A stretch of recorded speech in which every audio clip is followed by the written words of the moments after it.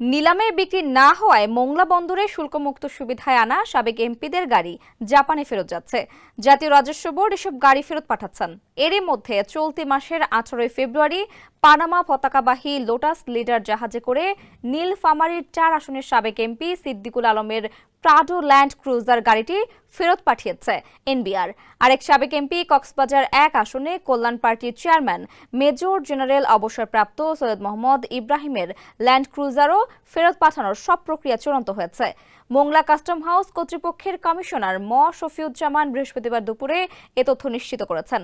তিনি বলেন, মোংলা বন্দরে শুল্কমুক্ত সুবিধায় গত বছরের 17 জুলাই জাপান থেকে মোট 4টি প্রাডো ল্যান্ড ক্রুজার গাড়ি আমদানি করা হয়। স্যান্ডেলিনা সো, রূপচর্চায় আভিজাত্য। তার মধ্যে একটি গাড়ি সরবরাহের দেশ জাপানে ফেরত পাঠানো হয়েছে এবং আরও একটি গাড়ি জাপানে ফেরত পাঠানোর প্রক্রিয়া শেষ হয়েছে। বাকি দুইটি গাড়িও সংশ্লিষ্ট আমদানিকারকরা চাইলে ফেরত পাঠানো হবে। কমিশনার শফিউজ্জামান আরও বলেন, শুল্কমুক্ত সুবিধায় আমদানি হওয়া আওয়ামী লীগ সরকারের সাবেক এমপিদের ল্যান্ড ক্রুজার ছাড়িয়ে দিতে হবে মোটা অঙ্কের শুল্ক। কারণ সংসদ ভেঙে দেওয়ার পর শুল্কমুক্ত সুবিধাও বাতিল করে এনবিআর, আর সেজন্যই কেউ ছাড়িয়ে নেয়নি গাড়িগুলো। একই সাথে গাড়িগুলোর দাম বেশি হয় বিক্রি হয়নি নিলামেও।